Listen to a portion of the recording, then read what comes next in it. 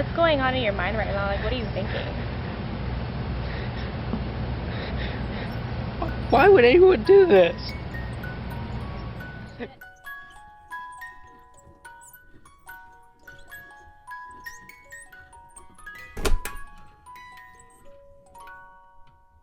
Who was Lauren Giddings? She was a 27-year-old law student about to graduate from Mercer University Law School in Macon, Georgia, when she vanished in June 2011. She regularly met up with her study group at the school library and could often be seen jogging around her apartment complex. She was known to be social, friendly, and a cheerful person. She was preparing to take the bar exam and graduate from law school.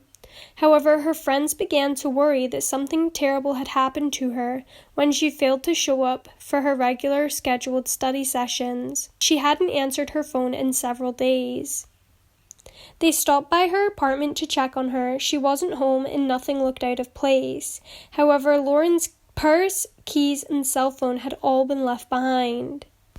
Lauren had mentioned on a trip that when she came home, she felt like things had been moved around in her apartment and that someone had been there. However, busy with her law life, Lauren didn't think much of the curious incident. June 25th, 2011 was the last day Lauren was seen alive, buying fast food for dinner on her way home. Who was Stephen McDaniel?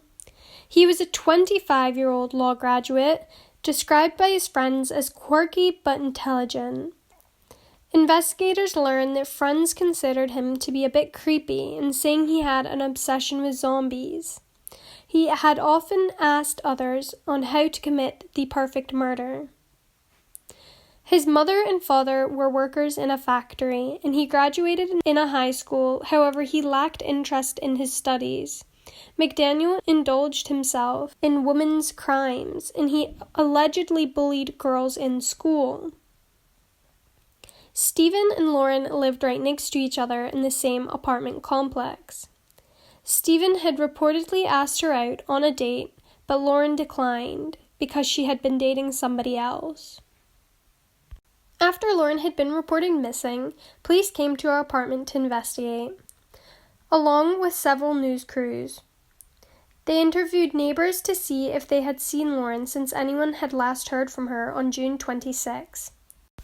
The news crew interviewed McDaniel, and I'm about to roll his interview. And no one's heard from her since. Did you see her hang out with anyone at the time, anything like that? No one has seen her since Saturday. I haven't seen anything. I've always heard noise outside, but it's just people walking by pretty much. And she just recently graduated from Mercer? Yeah, she and I were both JD students. We graduated back in May. What kind of person was she? I mean, what did you see? She's as nice as can be. Very personable, very much a people person. Do you know any enemies she might have had, somebody that might want to hurt her? No, she had a door jamb that was sitting right by it, so there was no sign that anyone broke in.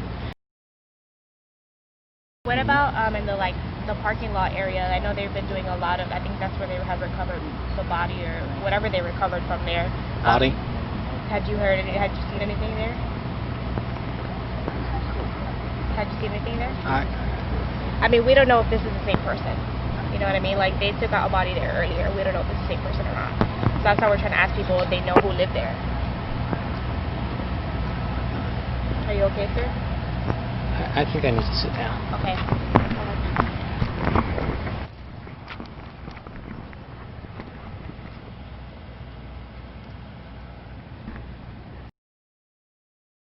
Running with. I don't know anyone that would want to hurt her. She was as nice a person as there is.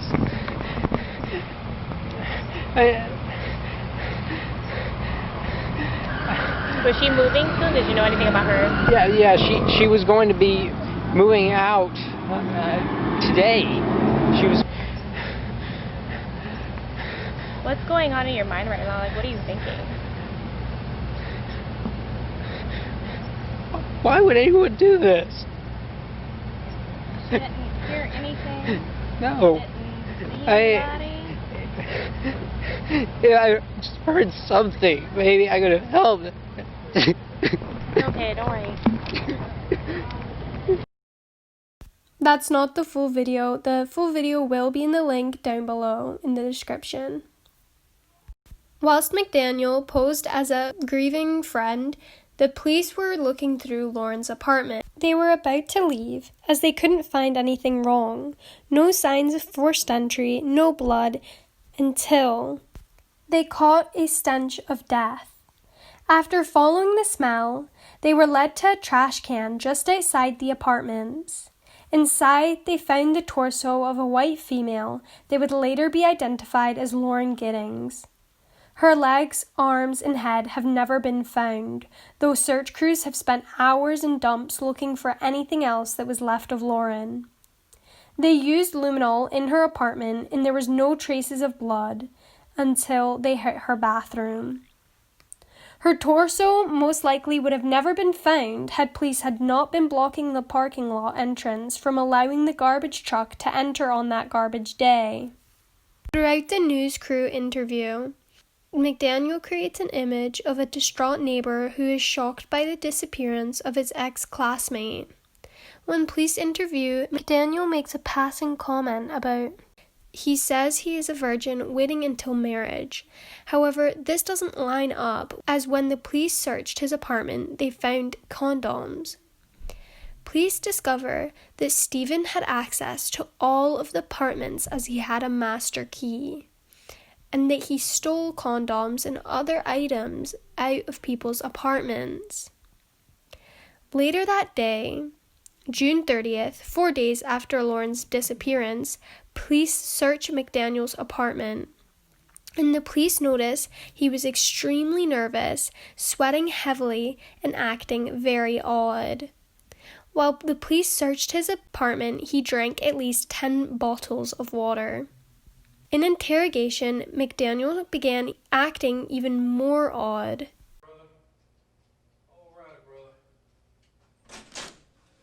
All right. I just got to ask you a few more questions. Okay. You came down earlier tonight, me and you talked, all right. You don't have any weapons on you, do you? No. That's just you are. What's wrong? You know I'm Detective Patterson, right? Yes. Do you remember, put your hands up here, you remember us talking earlier tonight, right? Yes. You remember me earlier in the day? Yes. When we came down here and talked a little bit and then we left? Yes. Okay. I need to know about this girl right here. You know her? Yes. Who is that? Lauren Giddings. Does she live next door to you? Yes. When's the last time you seen her? 2 or 3 weeks ago. Okay. Was you friends with Lauren? Yes. Look at me when you talk to me, son. Okay? Was you friends with her? Yes. Close friends? You used to watch her come in and out of her apartment, didn't you? No. I mean, then how were y'all friends? If me and you friends, we live next door to each other. Every time I look out the window and see, oh, there's my buddy going in. Because we're friends. I'm gonna pay attention to when you come in and out. Didn't you just tell me that y'all were friends? Yes. But you didn't pay attention to when she came in and out? No. Stephen, you're lying. Now you're lying. You're just lying. That's a lie. You ever see her come in and out of her apartment?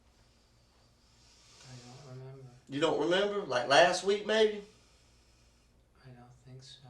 You don't think so? Was it this week? No. You mean you go a whole week without cleaning? Yes. Why? That's horrible, Stephen.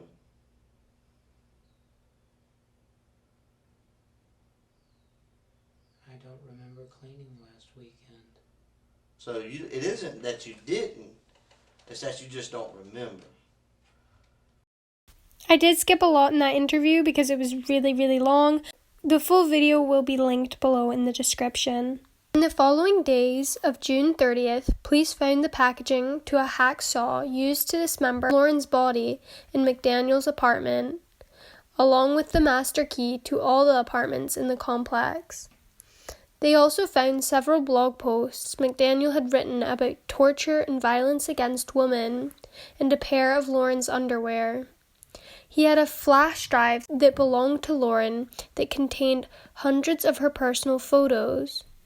His computer history showed an interest in her Facebook and LinkedIn pages. Sometimes he would be searching for images of her around the same time that he was looking up violent pornography.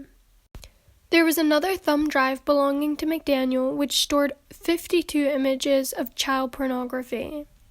Stephen McDaniel had been in Lauren Giddings' apartment 18 days before she was murdered. Prosecutors found a photo that McDaniel had snapped of a certificate Giddings had received at her law school graduation that May. He staged the shot to include some of Giddings' personal belongings.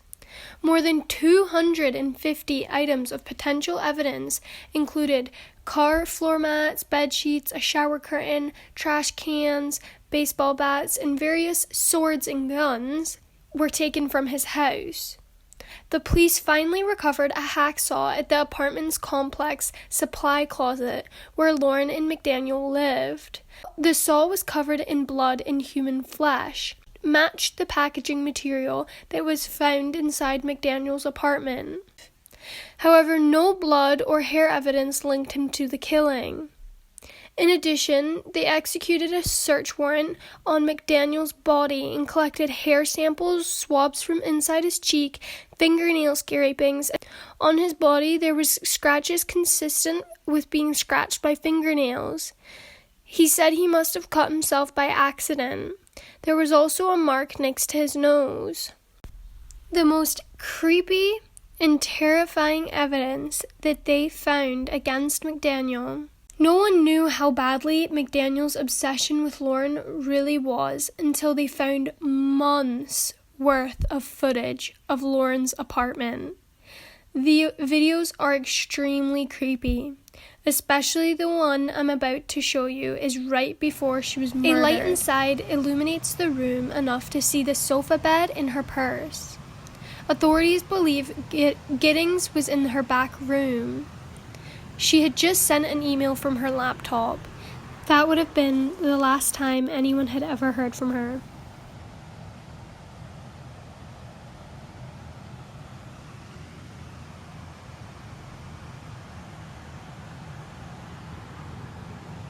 McDaniel recounted how he stalked Lauren mostly by using a camera attached to a long stick to film her through her second-story window. When he concluded that she was alone, he used the stolen master key to enter her apartment. In the early hours of June 26, 2011, she awoke and saw him there, and he began to strangle her to death. He then put her body in a bathtub and used a hacksaw to dismember her body. McDaniel used her empty refrigerator to store her dismembered torso. He then placed her body parts in different trash bags and then threw them in dumpsters around the area, fully expecting them to be taken to the dump and never to be seen again. So when the news reporter mentioned this in the tape, he was completely in shock as he thought they had already been taken by the garbage truck. He had also cut up the mask he wore and the gloves and flushed them down Lauren's toilet. Nobody knew that McDaniel had actually been living up to this moment. An old college roommate of McDaniel called the police after the day Lauren's body was found and said that McDaniel had regularly told him that he could pull off the perfect murder and get away with it. His plan was dismembering and disposing of evidence. The murder was premeditated, as the police obtained CCTV footage of McDaniel shopping at Walmart on June 23, 2011, 2 days before Lauren was last seen. In the video, McDaniel appears to be looking at flashlights and boating supplies, including boat anchors. He doesn't have a boat. McDaniel buys a package of rope, a computer flash drive, and a pair of rain ponchos. McDaniel later pleaded guilty in the killing of Lauren Giddings. As a part of a plea deal, McDaniel was sentenced to life in prison with a chance of parole in 2041.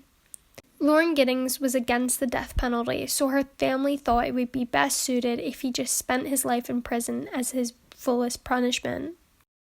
That's it for today's video. Thanks so much for watching and stay tuned for more.